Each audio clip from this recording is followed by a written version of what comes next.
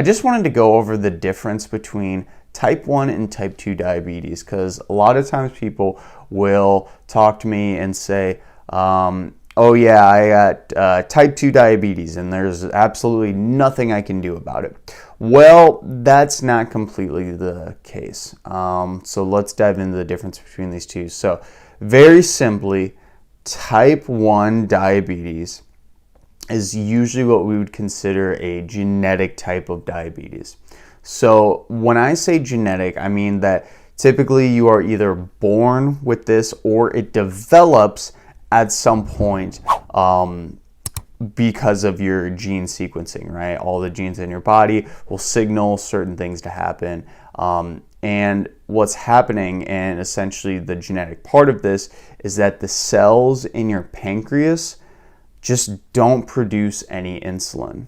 Okay, so when we think about managing our blood sugar, insulin, when it is secreted by the pancreas, is what helps to lower your blood sugar, lower the blood sugar in your body.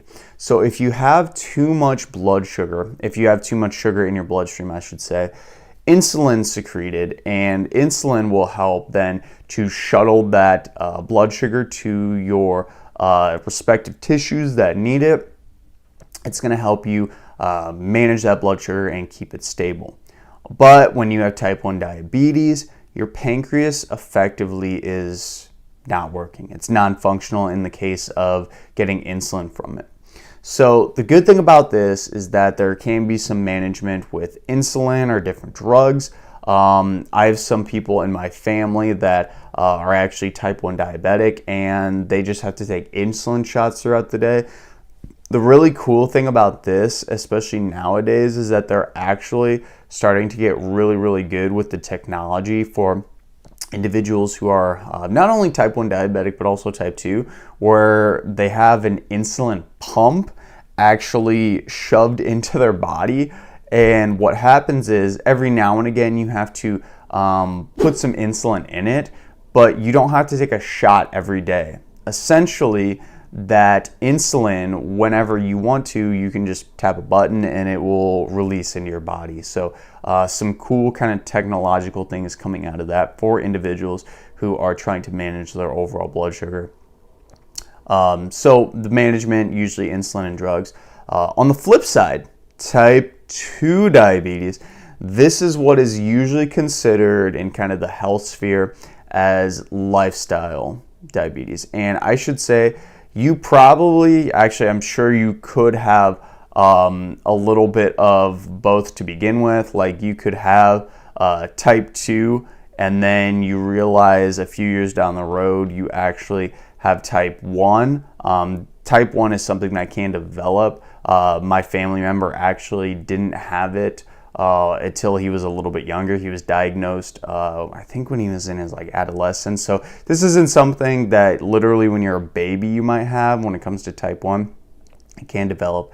But back to type 2. Type 2 is going to be that lifestyle intervention. So this is going to be somebody who chronically overeats on sugar, chronically doesn't exercise, and just ultimately does all the things that will make your blood sugar incredibly crazy. So sleep is another big thing too. If you want poor blood sugar regulation, make sure to have the worst sleep as possible and have really, really high stress in your life.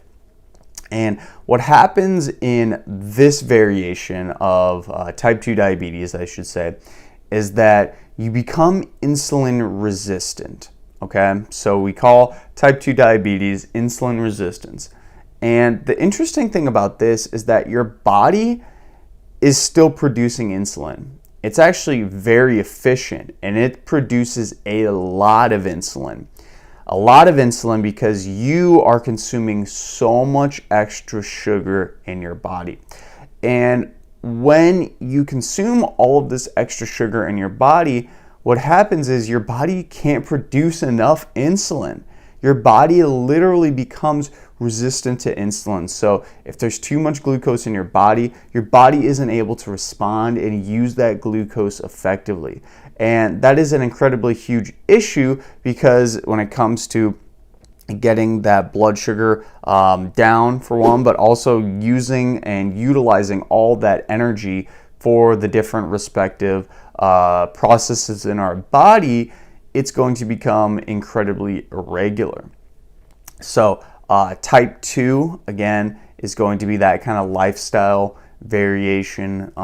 Either of them basically can lead to blood glucose levels not being in an effective level, but type 1 is literally because your pancreas can't produce insulin.